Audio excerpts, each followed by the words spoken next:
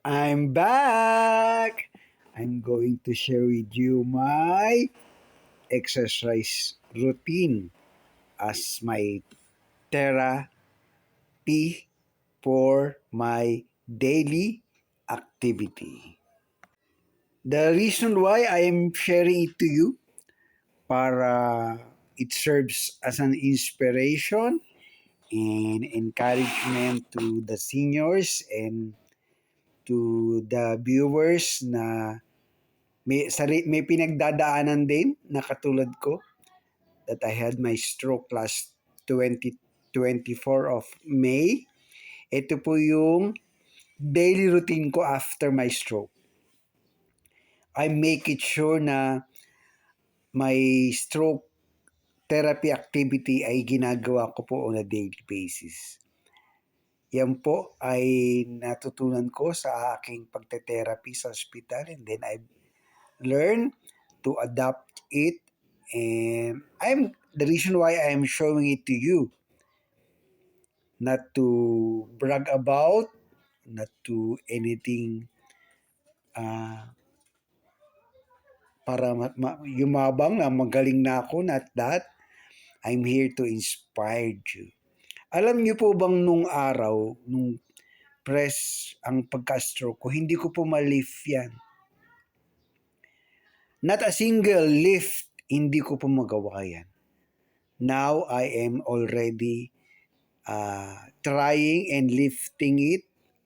Minsan 10, minsan 20. Yan po yung para sa akin ay test na umiigi paunti-unti ang ating kalagayan. Kasi never pong malilift yan pagka hindi pa yung maganda yung muscle natin sa ating affected areas.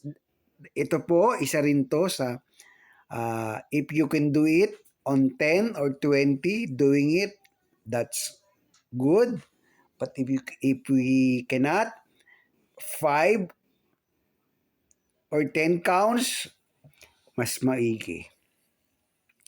Bakit ko po binabahagi ito? To encourage yung mga ka-stroke and senior na to exercise in the morning, and if possible twice a day kung kaya, pero kung hindi, do it in the morning for blood circulation. Yan, hindi ko po nagagawa yan before.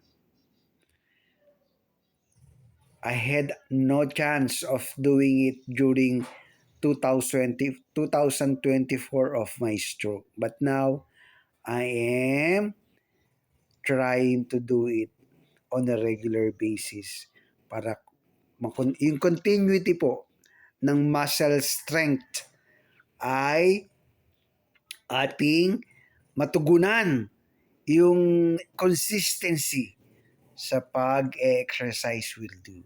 Of course, we have to relax. Inhale and exhale 5 times, 5 if necessary, if kung kailangan gawin. I'm doing it just to inspire and encourage every stroke recover survivor. Thank you for continue watching and viewing my video for inspiration.